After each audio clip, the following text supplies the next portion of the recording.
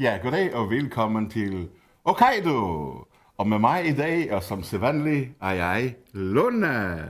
Velkommen, Lone. Tak, Krui. Og hvad skal vi lave i dag? I dag laver vi en linsesuppe. Og så laver vi en sådan lidt fræk dessert med aprikos. En fræk dessert? Ja, det kan jeg godt lide, sådan nogle frække dessert. Ja. Som bliver bagt ind i ovnen, og som er sådan dejligt fyldt med mandler og lidt muscovado-sukker og noget kokos og sådan noget. Du er på forforelsesvanden i dag, hva'? Det er jeg, helt klart. Okay, men hvad skal vi starte med? Jeg synes, vi starter med at sætte aprikoserne over, som vi skal have kogt. Okay. Eller de skal sådan lige stå 5 minutters tid i en gryde og simmer. Og vi har jo allerede sådan klippet dem op, så det er jo sådan tørrede aprikoser, og det er de usvoglede. Ja. Så derfor har de den her farve. Man kan jo også få de der flotte orange, som vi har talt om tidligere, men som mange reagerer på grund af det svovl. Smutte, vi tager det væk. Nej, dem koger vi bare med, det gør ikke noget. Okay, så riber jeg det bare. Så er der lidt at tykke ekstra. Og så koger vi dem simpelthen op med noget vand, som vi har målt af her. Og noget citronsaft, som vi har målt op her. Okay.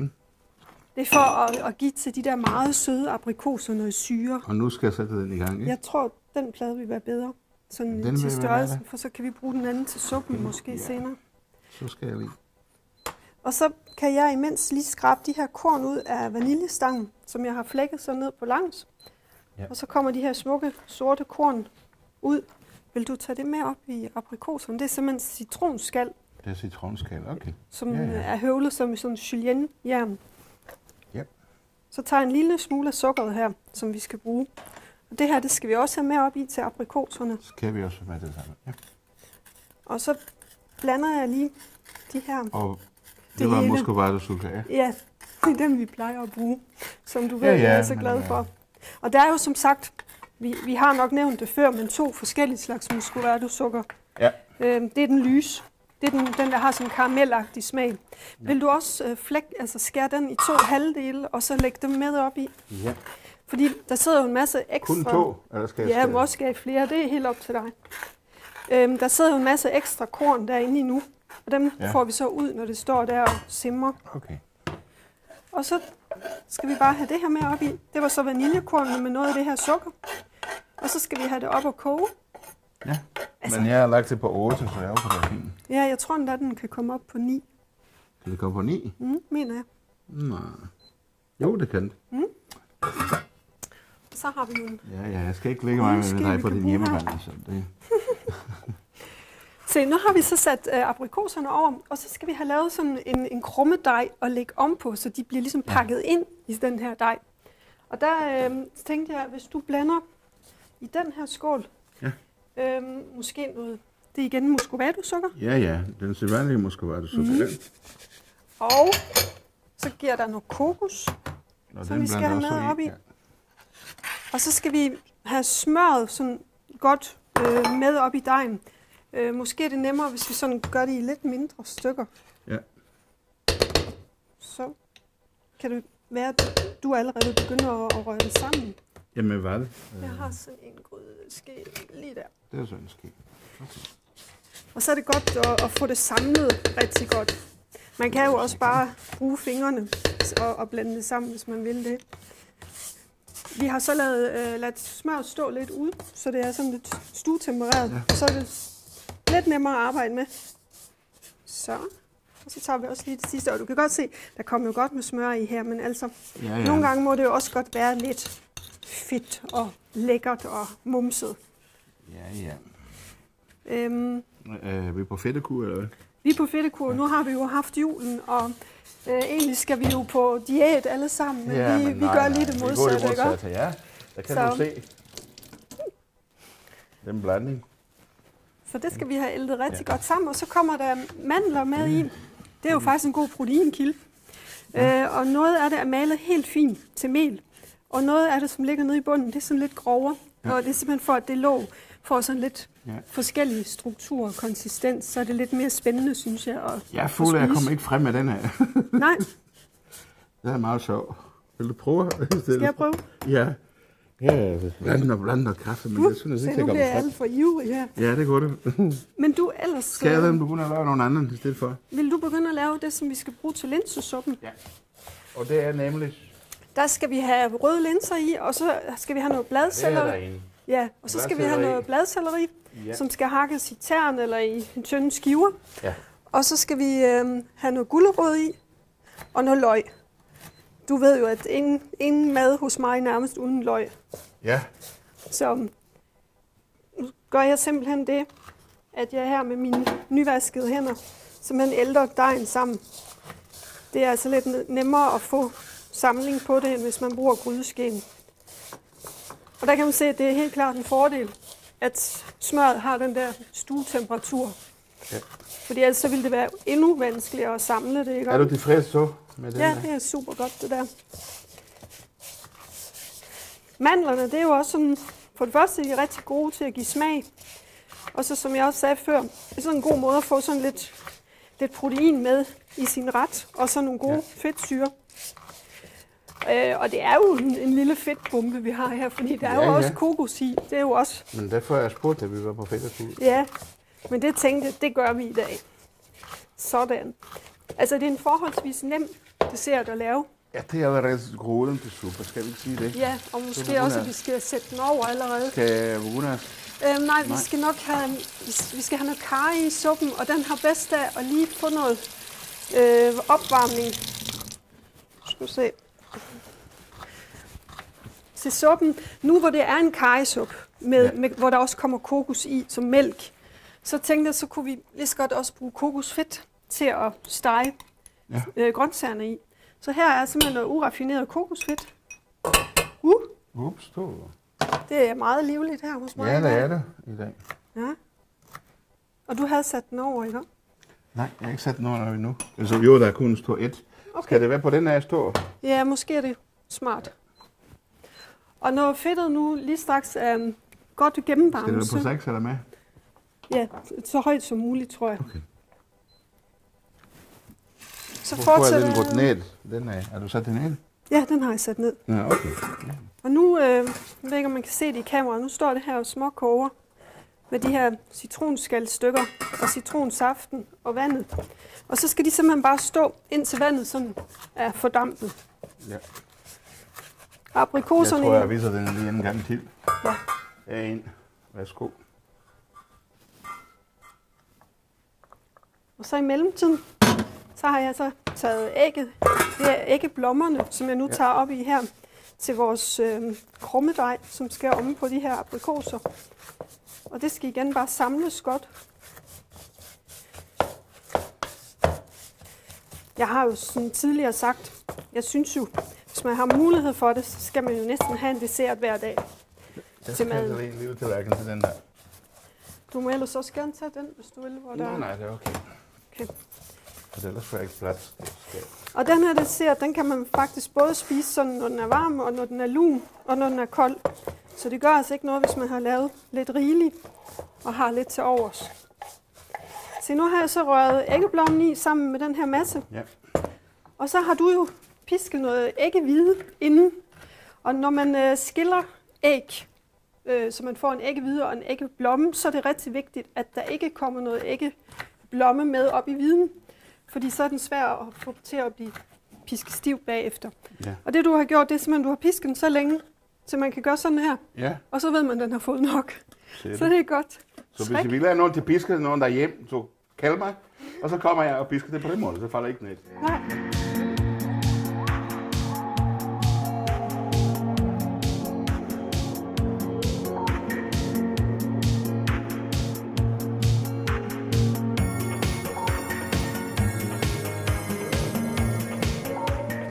Og sådan kan man altid se, at de har fået nok. Ja.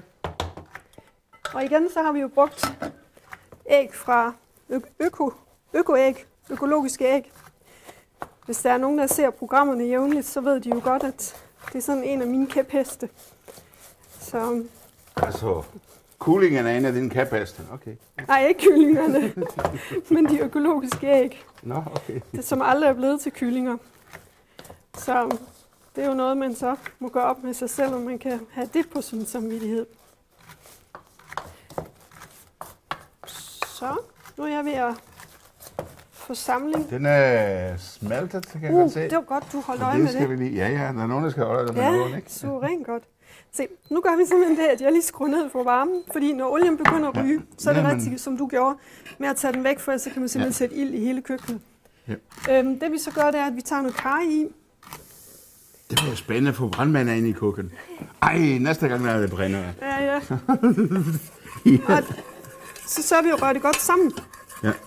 Og så var det jo faktisk, at jeg havde brug igen for din maskuline råkraft, Ja. som vi jo snakker om hver gang. Kan du støde dem her? Det er kun levende, jeg kan bruge mig til, desværre. Min maskuline råkraft, ja, det er godt. Det er jo så hele spidskommen, som vi har der.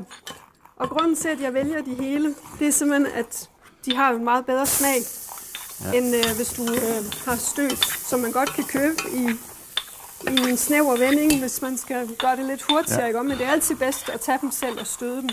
Og så korten rækker over, så tager jeg også lige noget løg, som vi har fået hakket herinde.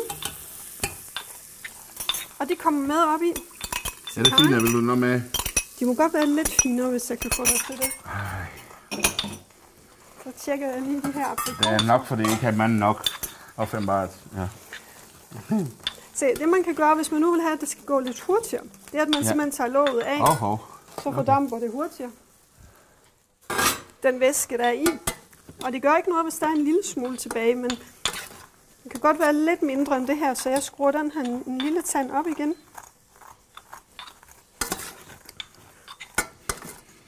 Man kan faktisk også gøre dem. Der findes jo også vilde aprikoser. Kender du dem? Ja, er det fint nu? Eller skal? Det er rigtig, rigtig godt. Okay. Så jeg mandede mig op, som du ser. Super.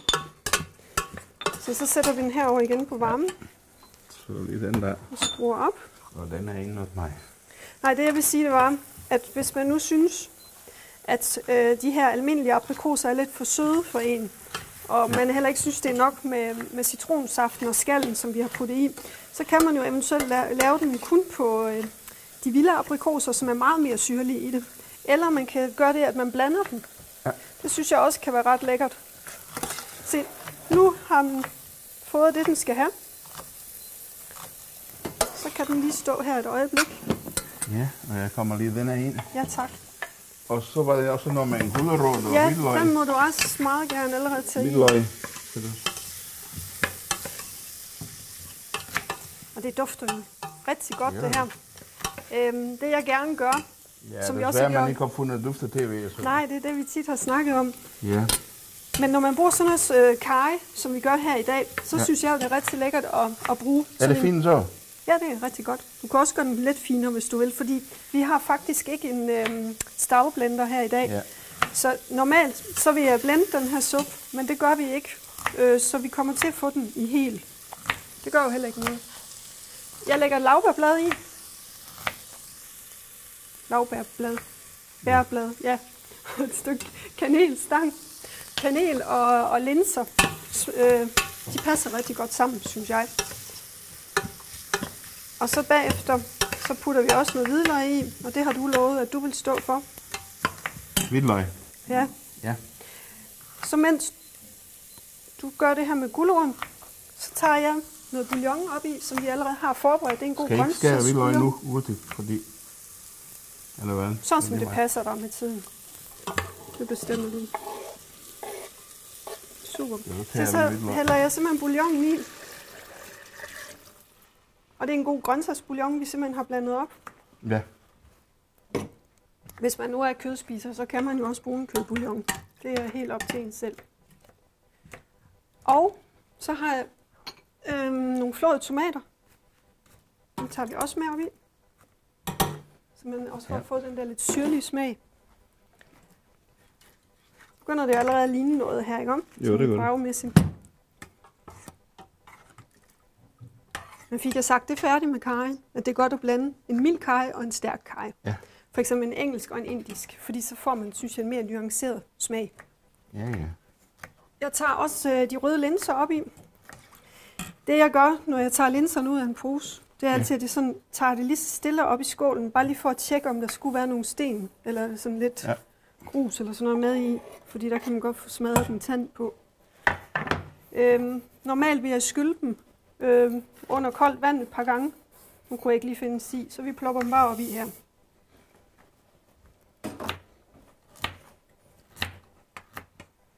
Og grunden til, at jeg vælger de røde linser, det er jo, at de er simpelthen så suverænt gode til supper, fordi de koger rigtig godt ud. Så de er gode til supper, og de er gode til sovse og til postejer, altså som smørpostej på brød, ikke om? Ja. Så må jeg lige række over en gang til, så tager jeg kokos. Ja, du må gerne række, hvad du vil. Det her, det er så kokosmælk. Og det er bare en helt almindelig kokosmælk. Det er ikke en kokosmælk light. Ja. Fordi det kan simpelthen ikke svare sig at købe, fordi der er bare pjasket mere vand op i. Og det kan man jo lige så godt selv gøre, hvis det er det, man vil. Ja. Den kommer mere herop i. Og så køb en kokosmælk, hvor der sådan stort set bare er kokos og ikke ret meget mere andet i. Der skal ikke være alt muligt fikumdik i tingene. Så. Og der skal heller ikke være sukker i og sådan noget. Jo. Hvad skal vi med den chili der? Chilien, der skal vi have et stykke mere op i og koge i suppen. For at give lidt styrke, fordi vi får lidt sødme. Den er det sidste dag. Ja, det synes jeg faktisk kunne være en god idé. Så. Og hvis man ikke er klar over det, så kan jeg lige vise, at når man har en chili, den bliver jo stærkere. Altså hvis man vil smage på, hvor stærk den er, så er det en god idé at smage. Jeg er ikke chili Claus, sorry.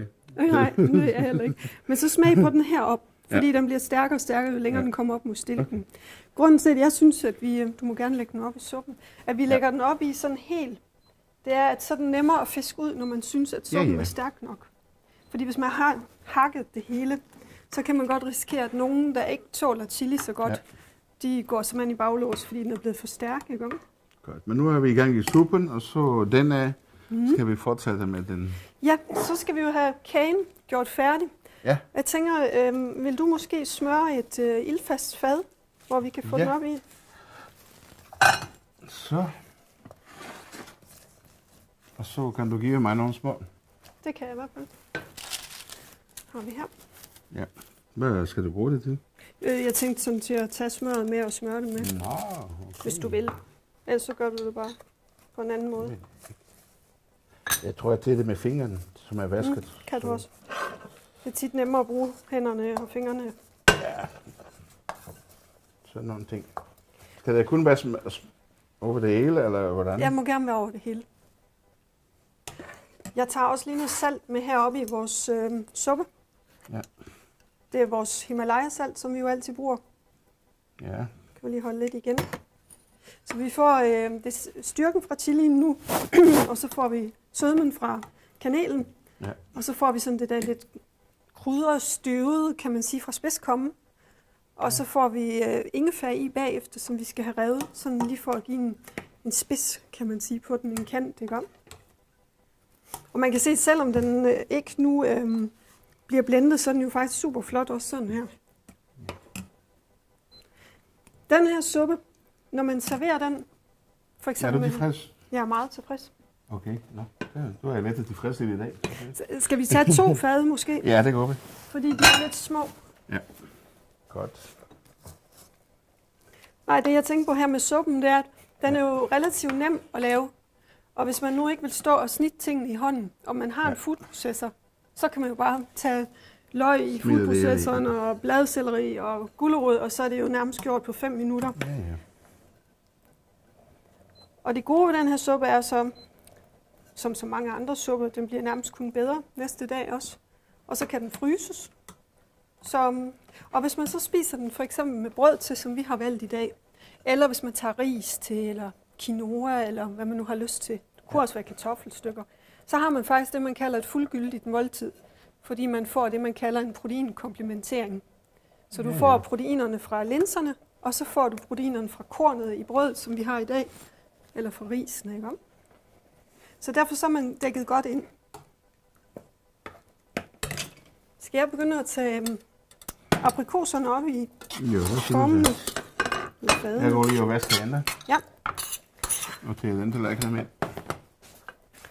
Og det vi så har gjort, det er også, at vi har jo kogt de her vaniljestænger med i, som du havde, eller den ene, bare i stykker, og de må egentlig godt blive ved med at ligge der, selvom det her nu kommer ind i ovnen. Jeg tror, jeg kommer til at tænde for en herhen. Vi har jo altid sådan lidt en kamp med de her plader. Aprikoser er jo faktisk en god måde at få noget jern på. Så hvis man, specielt som kvinder, måske mangler, eller er langt nede i jerndepoterne, så kan man fint spise nogle aprikoser.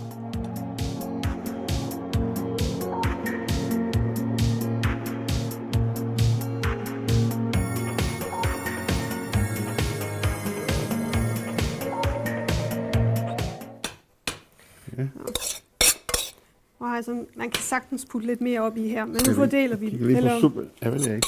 Skal vi bytte plads? Lige den ske. Skal vi hvad siger du til, hvis vi ombestemmer os, og så laver vi kun én? Nej, lad os Skal vi lave to? Ja, ja. Godt. Så er det lidt kleint med de aprikoser, der kommer her i, men det gør jo ikke noget. Vi er kun kort 20 minutter nu, så vi er lidt til det nu. Se, jeg stiller lige den hen. Du har tændt den der. Skal du bruge det til noget? Nej, jeg kan ikke finde ud af at slukke den. Nå. Det var det. Så. Vil du tage lidt flere af dem derovre i, så jo, de er lidt mere fordelt? Det skal jeg nok.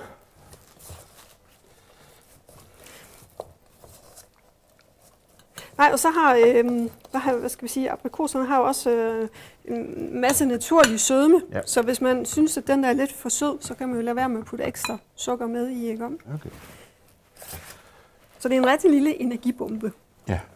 Så skal vi have fordelt dejen om på de her to. Ja. Det er måske også noget, du vil gøre? Jo, eller vil du hellere rive ingefær? Det er lige meget. Vi kan fordele det. Så tager jeg noget ingefær så her imens. Det her det er jo en økologisk ingefær. Ja. Og når jeg bruger økologisk ingefær, så vasker jeg dem egentlig bare grundigt. Ja. Og så river jeg dem. Hvis det var en konventionel, så vil jeg skrælle den. Man kan se, at det her det er en lækker frisk en. Så har den det her meget klare snit. Og den trævler ikke sådan. Man kan også få nogle lidt ældre modeller, som man sagtens kan bruge. Men som sagt, de er sådan lidt mere trævlede i det, ikke om? Og ingefær er jo fantastisk til at give noget smag med, og også rigtig god nu her i den mørke tid, sådan til vores led. Hvis man døjer lidt med ledproblemer. Og jeg bruger simpelthen bare den her fine del af rivejern. Og der putter sig altid rigtig meget herinde bagved, så det skal man sørge for at få med. Så, der er det den første. Jeps. Så må vi lige se den anden. Jeg bruger også tit ingefær til te. Det ved jeg ikke. Bruger du også det? Ja, nogle gange. Og så er den jo faktisk også rigtig lækker at putte op i, for eksempel hvis man laver hyldebærsaft. Det behøver man jo ikke kun at lave til jul. Ja. Altså jeg synes, at hyldebærsaft om morgenen er rigtig lækker, hvis man nu ikke er til kaffe, eller bare vil have noget andet. Eller fryser. Og så lægge noget frisk ingefær med op i. Det er super godt. Men jeg tror, det skal ind i ovnen. Ingefæren? Nej, du tænker på det her, ja. Det skal det. Så nu hvor du har stillet det i her, så har vi sådan nogle mandelsplitter, som vi allerede har forberedt. Ja. Og dem drysser vi over. Jo. Man kan være doven og lade være med at smutte dem. Og hvis man ikke ved, hvordan man smutter mandler, så er det simpelthen bare, at man tager hele mandler, hælder kogende vand over, lader dem stå lidt, og så kan man begynde at se, at skindet gerne vil af, og så kan man så stå og smutte dem, pille dem. Så. Man kan faktisk også købe mandelsplitter, der er færdige. Ja, det kan man. Men man kan jo så sige, at alt sådan noget fedt, altså fedtholdige produkter, der er bearbejdet, der begynder fedtet jo også at ilte mere. Så det synes jeg helt klart bedst selv at lave det. Skal jeg tage skeen for dig? Ja. Vil du fordele dem her over der? Ja. Og det skal i ovnen. Ja. Fordi nu trænger vi lige til efterværk. Så putter jeg ingefæren heroppe i suppen, som buller og koger. Den kan godt skrues ned. Så. Det kan være, at du smutter over til ovnen så med dem og stiller dem ind i. Eller skal jeg gøre det? Ja, gør du det. Okay. Styrer du så suppen imens? Så styrer jeg suppen.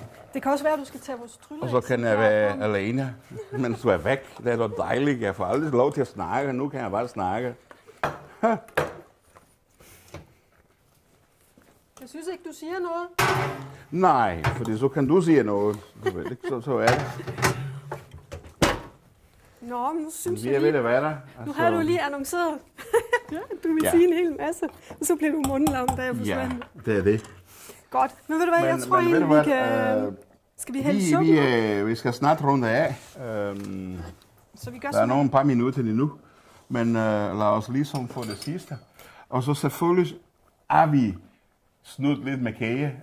Vi kom ind i ovnen nu, men vi er der allerede lavet en færdig, så det er frem. Ja, ikke? Og det skyldes simpelthen, at kagen skal være i ovnen sådan cirka en halv times tid. Ja, så derfor er den der ind, så man kan se. Og her har vi suppen, og der gælder det jo om ikke at lave snotkanter, som jeg plejer at sige, på sin suppekant. Ja. Eller suppetallerkenkant. Og så er det du også, vi er ikke helt færdige. På. Jamen dog. Ja. Det er ikke min dag i dag med det fine motoriske. Ja, offenbart. Er det nogensinde? Så har vi den der. Skal du ikke sige højt? Nej, men jeg kan altid godt lide at sige sådan her. Og så vil du være til kagen. Der kan man så servere vaniljeis, pisket flødeskum, kold. Eller, ja, der har vi creme fraiche. Vi har taget en creme fraiche. Hold op, skal vi strække os noget længere? Hold op, du har lavet og det. Den kan man faktisk også. Der er jo rigtig mange, der godt kan lide sådan creme fraiche snask på suppe. Ja. Hvis man nu er til det, kan man også gøre der. Jeg vil og så til den suppe. Så har vi også lige nogle brød, som ikke er hjemmelavet, men næsten hjemmelavet. Jo. Jamen altså, hjemmelavet er nu, men ja. Og vælge et fuldkornsbrød, ja. Så man får de gode fibre, og så også de gode B-vitaminer, som er i, og E-vitaminer, hvad der ellers er. Og så håber vi, at I vil hygge jer med at småse med den dessert. Det skal vi i hvert fald bagefter. Ja, det skal vi. Så tak for nu. Ja, tak for nu. Og god fornøjelse med vores mand.